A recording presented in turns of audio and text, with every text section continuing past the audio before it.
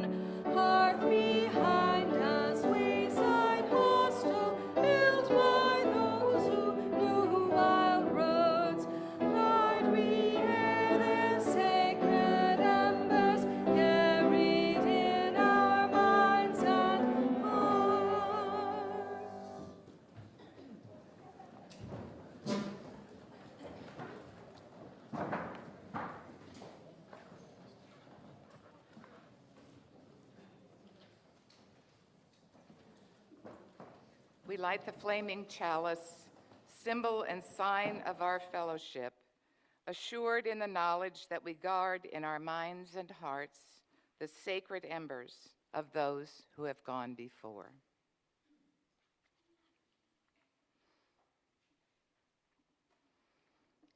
And together we remember that love is the spirit of this fellowship, and service gives it life. Celebrating our diversity and joined by a quest for truth, we work for peace and honor all creation. This is our covenant. I'd like to invite any young people to come forward. And if you want to bring a grown-up with you, that's fine too. I'm going to tell you a story. It's really for everybody, so come on up. This story has 3 dogs in it, Barry, Maya, and Sappho. Barry and Maya belonged to my late wife and me, and Sappho was one of Barry's really close friends, a dog that belonged to friends of ours.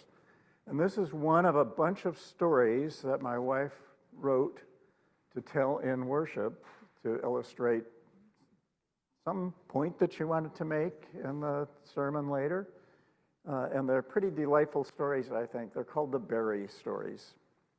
And by the way, Barry could drive a truck. You might not believe that, but it's a story, and anything can happen in a story, right? So here's the story. It's Barry and Maya Pay Their Respects is the name of the story. So one evening the phone rang, and after Barry's mom hung up the phone from the conversation, she was crying. And she turned to Barry and she said, "Oh, Barry, I have some very sad news for you. Sappho has died." That was Sappho's mom on the phone, and she told me that this afternoon Sappho went out in the backyard and laid down under her favorite tree, and her heart just stopped beating, and it was just very peaceful, but she has now died. So Barry was very sad. He didn't know what he was going to do with his best friend. They had hung out together. He often went to Sappho when he had a dilemma, a question that he wanted some help with, and she would give him some advice. It was usually pretty good advice. Sometimes it wasn't, but usually she was pretty good. And sometimes she would ask him, and they would keep each other out of trouble. Maya was a young puppy, and Barry had been training her. So about 3 days later, one day, Maya noticed that Barry was in the bathtub. And that was pretty weird because Barry hated water. Even though he was a Labrador retriever, he hated the water. He wouldn't go in the water any deeper than he could wade on the bottom. But there he was, taking a bath all on his own. And she said, "Barry, what are you doing?" And he got off and shook off and started to towel himself dry.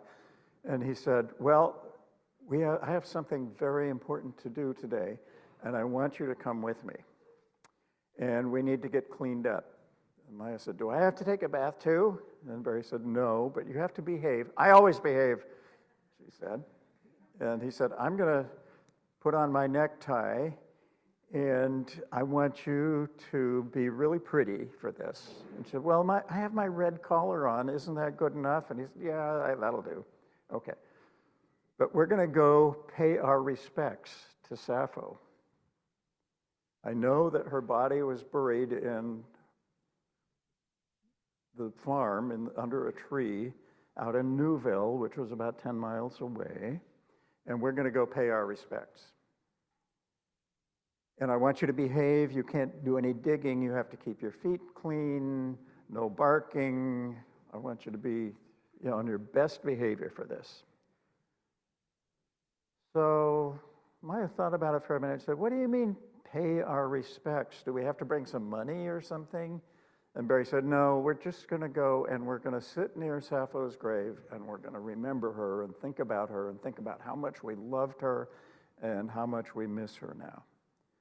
"Oh, okay." So then they went out the back door and they went across the backyard to the garage and they got in the truck. And Barry reached under the seat and took out the sunglasses and the baseball cap that he kept under the seat, because even though he had a license on his collar, he wasn't sure if dogs should be driving. He was a very careful driver. He would not speed up even if he saw a cat or a squirrel. But they got in the truck, and Maya put on her seatbelt, and he put on his seatbelt, and he backed out of the garage, and they drove over to Newville. And when they got to the farm where Sappho's grandparents lived, they got out of the truck, and they walked around the house, and they noticed some fresh soil underneath the tree behind the house. And Maya asked Barry, says, "Is that where Sappho is buried?" And Barry said, "Yes, I'm sure that's where it is."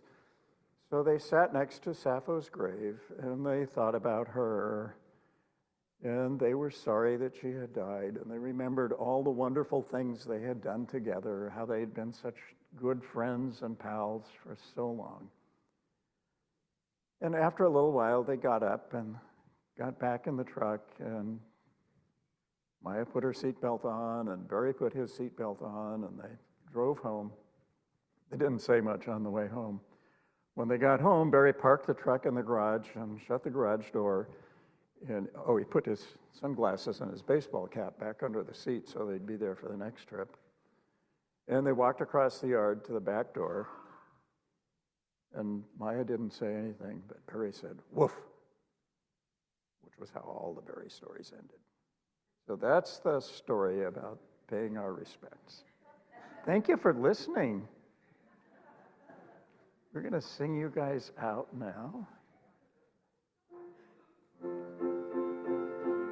Let's join in singing our children with a blessing.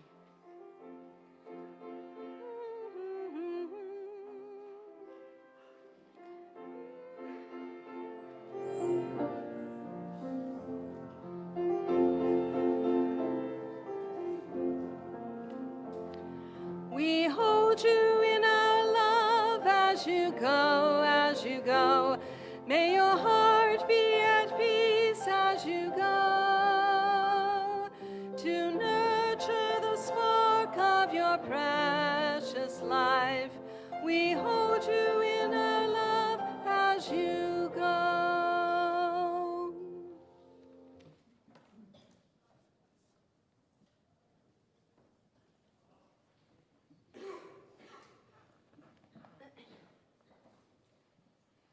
I'd like to share with you a reading that Duane has chosen, Blessing for the Brokenhearted. Let us agree for now that we will not say the breaking makes us stronger, or that it is better to have this pain than to have done without the love. Let us promise we will not tell ourselves time will heal the wound, when every day our waking opens it anew. Perhaps for now it can be enough to simply marvel at the mystery of how a heart so broken can go on beating, as if it were made for precisely this, as if it knows the only cure for love is more of it, as if it sees the heart's sole remedy for breaking is to love still, as if it trusts that its own persistent pulse is the rhythm of a blessing we cannot begin to fathom, but will save us nevertheless.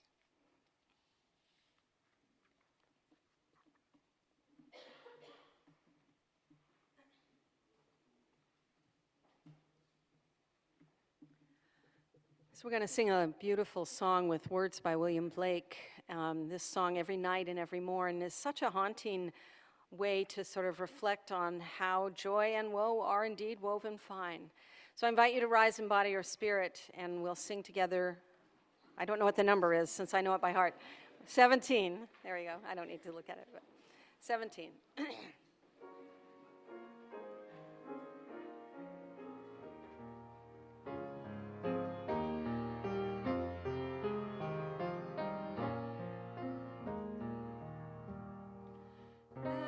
Every night and every morn, some to misery are born. Every morn and every night, some are born to sweet delight.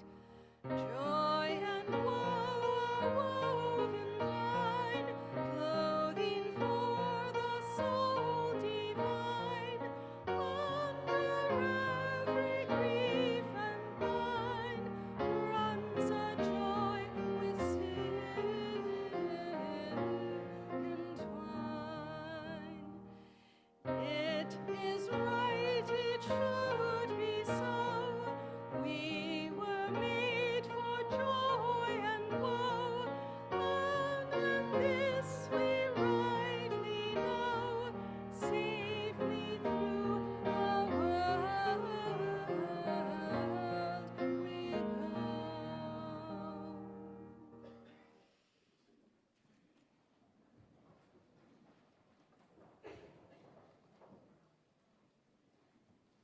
Thank you, Barbara.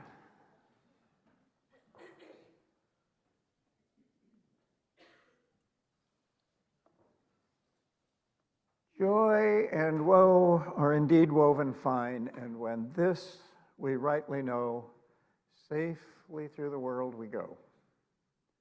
William Blake's words are my text this morning. Let's consider grief. I will not refer to it as a process.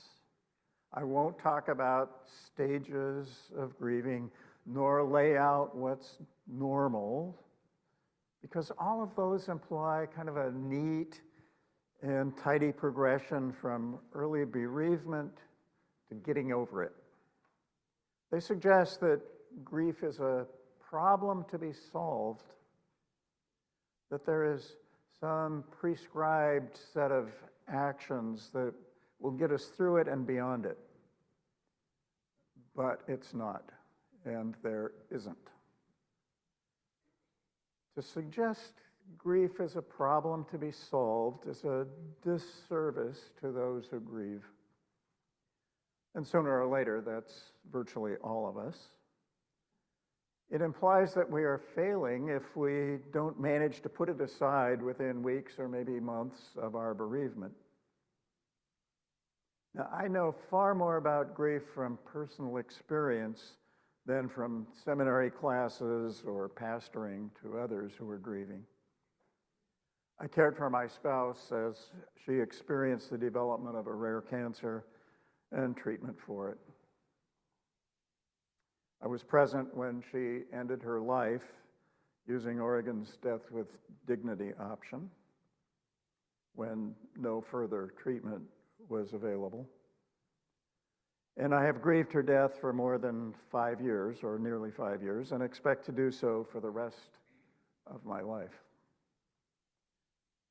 My grief is linked ever so closely to the depth of our love and care for each other that I would not want it to be otherwise. Our cultural norms to suppress grief and get over it rest in what was once a practical cultural need and in our lack of public experience with grieving well. Let me explain a little bit. If we try to ignore grief, it moves into the shadow parts of our being. It does not rest there, but plots to remind us of its presence both overtly and covertly. Now, I only learned as an adult that a brother had been born about 10 years before me and had died within 24 hours of his birth. Even later, I learned that a half-sister had been born 13 months before me. I grew up believing that I was my parents' firstborn. It had always been clear that my mother and father had high expectations for me. But when I learned about my brother, I knew that those expectations were for both of us. My half-sister was a lovely woman. Our mother had been raped while my father was away in World War II and became pregnant as a result. My parents hid the pregnancy by temporarily moving away, and my sister was adopted by the delivery nurse right at her birth. Janice and I only connected after Janice found me through my mother's obituary. We visited each other's homes, we have met each other's children and grandchildren, and we exchanged family news. She died about a year ago. We might have had a much different relationship had we known each other decades sooner. But my parents clearly buried their grief at both the loss of my brother and the rape, unplanned pregnancy, and birth of my half-sister. I know that my mother struggled with pregnancy and experienced multiple miscarriages. I believe that the shadow of their suppressed grief appeared both in their expectations of me and in their relationship with each other, which was sometimes fraught. Pushing it into the shadow did not resolve their grief. So grief is feral and wild, as grief counselor and therapist Frances Willer asserts. It won't be tamed, and it will not tolerate being hidden. Grief lurks right around the corner, ready to pounce. It will strike like a snake, suddenly appearing from under a rock, or leap out in the midst of a crowd. It will come calling at inopportune times and refuse to leave even if you aren't willing to open the door. Since the death of our beloved dog, Barry, of the story I recently told, or soon after the death of Barry, Judy and I drove from Pennsylvania to Maine for a summer vacation. After the worship service of the church we served, we changed from our work clothes into our good clothes. For me, that was t-shirt and shorts. And then set out on the 12-hour drive. The cottage rental started on Saturday. We had to preach on Sunday morning, so we wanted to get there and make the most of our time in Maine. And we were eager to wake up to the sound of surf on the rocks below the cottage. We stopped that year in New Haven for supper. And as we left the highway, we drove through a residential neighborhood, and I saw a woman wearing a white lab coat get out of a car. Her lab coat reminded me of the veterinary staff and our very recent loss. It triggered a sudden burst of tears that seemed to have come out of nowhere. Grief pounces on you like that. Weller's description of grief as feral and wild certainly does fit. Our culture attempts to put grief into a neat package. Until a little over 100 years ago, grief was viewed quite differently than it is now. Consider the words of William Blake that we sang earlier and that were penned around 200 years ago. Joy and woe are woven fine. Blake was onto a significant understanding of how the world works when he claimed that we could not know joy without experiencing grief. And when this we rightly know, safely through the world we go, he wrote. In a biography of Blake, author John Higgs writes that for Blake, there is no such thing as light without dark, nor hot without cold. The conflict between these divides is the fuel that moves the universe. Any view of the world must include them, because a universe without these dynamics simply couldn't exist. To try to solve problems by favoring one side and dismissing the other is to fail to understand how the world works. Those words from Blake. Joy and woe are indeed woven fine. Roughly a century later, in the 1900s, Rainer Maria Rilke wrote letters to a young poet. Among his advice is, so don't be frightened, dear friend, if a sadness confronts you larger than any you have ever known, casting its shadow over all you do. You must think that something is happening within you. And remember that life has not forgotten you. It holds you in its hand, and it will not let you fall. Why would you want to exclude from your life any uneasiness, any pain, any depression, since you don't know what work they are accomplishing within you? Until that time, the early 1900s now, the cultural norms for rituals and expressions of bereavement were very different from today's expectations. Prior to World War I and the Spanish flu epidemic, grief rituals included public displays that signaled mourning. In a description of general grief practices, Laura Tradii wrote, at the turn of the century, she's talking about 125 years ago now, at the turn of the century, families had a central role in the whole ritual process. There were many depictions of the good death, which was for a person to die at home, to be washed and dressed by relatives, to be displayed for several days so friends and family could come and visit. Embalming was also a part of this process, to preserve the physical appearance of the body for a few days so it would look as though it was sleeping. But as casualties mounted from the war and the epidemic, particularly in Britain, it was deemed important to the war effort to limit expressions of grief. Many of the deaths occurred on the battlefields, and with a policy of not repatriating the bodies, families could no longer be involved in preparing a body for burial. The government wanted to ensure that the custody of a soldier was transferred from their mother to the state. Sending a son off to war was deemed a patriotic act, and stoic acceptance of his death was a sign of commitment to the cause. But maybe more importantly, the war effort could not afford to lose the work of everyone who was grieving. And the sheer number of deaths meant that mourning shifted from public to private expressions and was expected to be brief. The circumstances compelled an individual duty to carry on. What was necessary for the war effort, however, has impacted cultural expectations ever since around grief and grieving.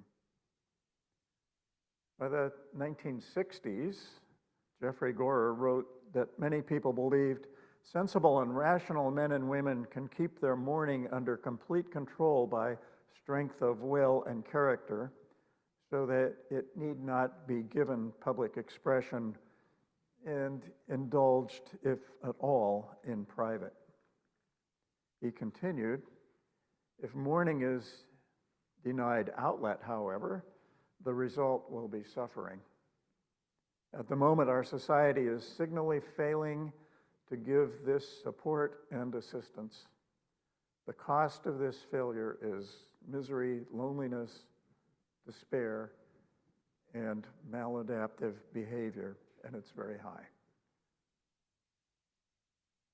And thus we come to sending thoughts and prayers to survivors and communities that experience mass killings. Or in the words of President Trump, on the day after a 17-year-old shot and killed a sixth grader and wounded 5 other people in an Ohio school. But we have to get over it. We have to move forward. We have to move forward. Well, my friends, we cannot and must not get over it. But we do need to move forward to better understanding grief and to supporting those who are bereaved. It's important to remember that while virtually everyone experiences grief, each of us has a unique experience of it. There is no one right way for us to manage it. It is feral, it is unmanageable, and it refuses to honor the house rules. For most of us, it gets better. We begin after a time to build a life that contains our grief, but is no longer ruled by it. But if after a year or more of profound grief, you or someone close to you has not begun to include their grief as part of a new life while moving forward with living, they might be diagnosed with persistent and profound grief, and in that case, professional counseling may well prove helpful. Now, it's been 5 years since my wife Judy's death, and it happens less often, but still occasionally, that I will pass a neighbor on the sidewalk during my daily walk, and they will ask, "How are you?" I generally say, "Okay, I'm doing well, thanks." That's only partly true. I am doing well, and I am grieving. But I imagine that none of them really want to engage in a deeper conversation about my loss and about how deeply I miss Judy every day, so I tell them the partial truth. What I would rather hear is, "Hey, it's good to see you. I miss Judy. When I go by your house, I think of her and her garden." Something like that. There are a few very close friends who can ask, "How are you?" in a way that I know they really want to know and are ready to have a deeper conversation. But it's not typically on the sidewalk. Often I hear indirectly that people don't want to name the person who has died in the presence of their widowed spouse for fear of reminding them of their death. Yet, trust me, please, I hear some of you have the same reaction. I am always aware of my loss. Naming her will not remind me of it, but will acknowledge the reality of the loss and of our love. Most of the widows and widowers that I know frequently name their dead spouse in conversation and want to talk about her or him. We tell stories to remember events with them. Our lives together created meaning for us.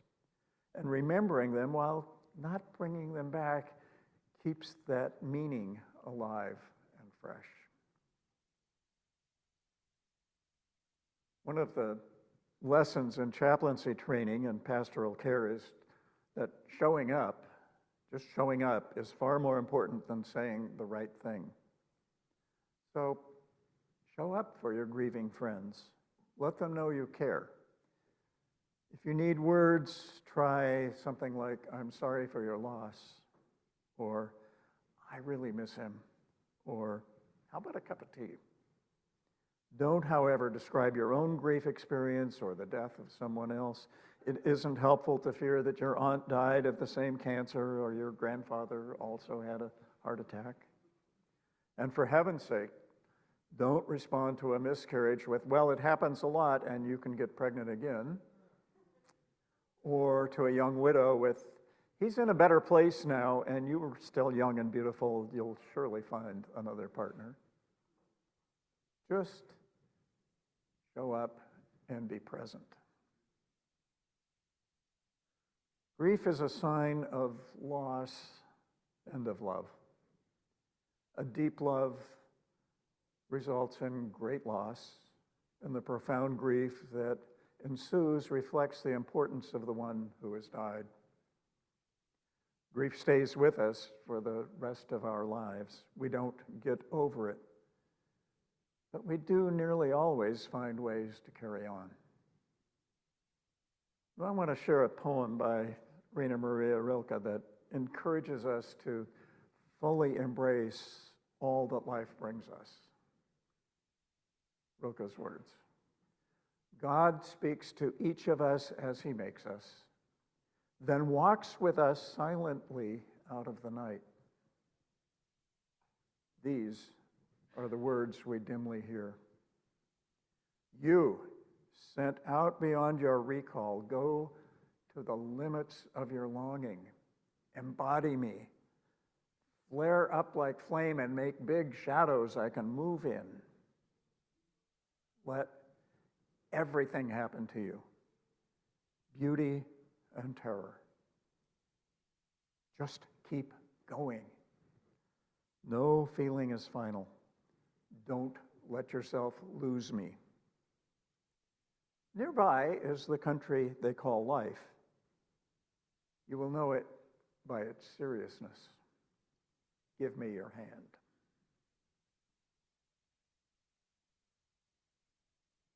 So friends, let love and grief both into your awareness. Welcome them, embrace them, and know that you are not walking through this country called life alone. Our cultural approach to grief can shut it down and stuff it into the shadow to pop back up. That, my friends, is tragically harmful. Alternatively, we can support a healthy embrace of loss and help weave joy and woe together. Then we shall safely go through the world. So choose the healthy embrace.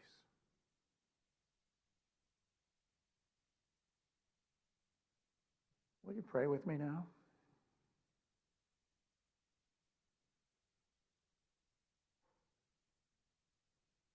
giver of life and also of death, you who are always present within us, among us, and beyond us, hear our prayer. We come with sorrows as we grieve the losses in our lives. We feel the pains of absence.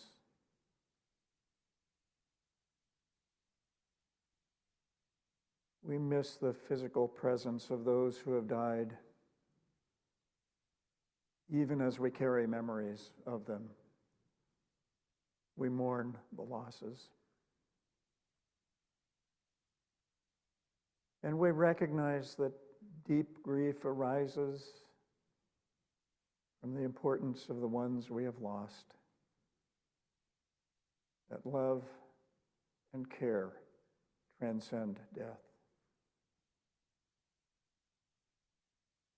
We strive to rebuild our lives while we grieve. May we have courage to embrace life's fullness, including both joys and sorrows. May we find strength in our tears. May we find resilience and comfort. Amen. Blessed be.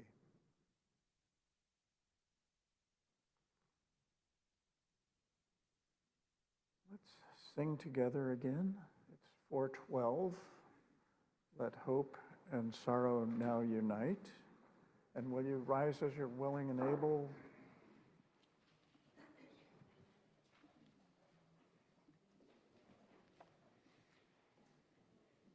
This tune is a little complicated, so just be patient with yourself and enjoy its beauty. It's a beautiful tune. Why don't you play the whole thing, Karen? The whole thing.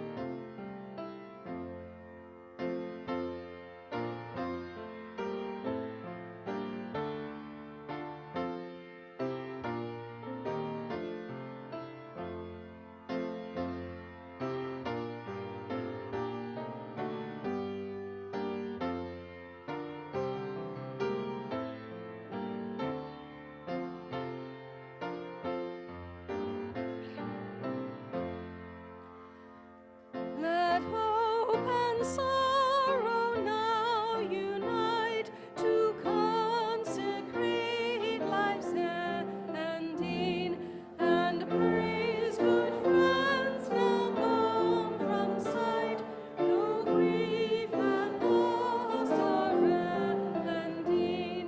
The story in the well of face, the years and days of us retrace, the treasures worth repeating.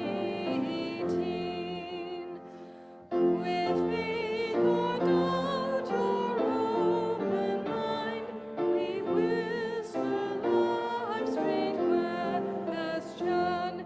The ebb and flow of space and time surpass our slow perception.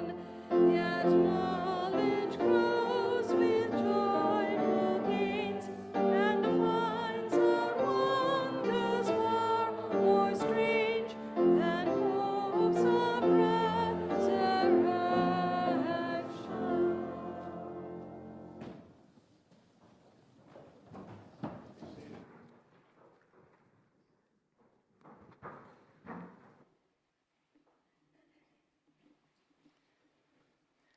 While the ushers come forward to take up the offering, let us remember that while we may not know what might happen in the coming months and years, what will happen, particularly to those of us and those of our neighbors who already struggle, we do know that we can come together here, welcomed, strengthened, and loved in our joy and in our woe. Give in the spirit of love.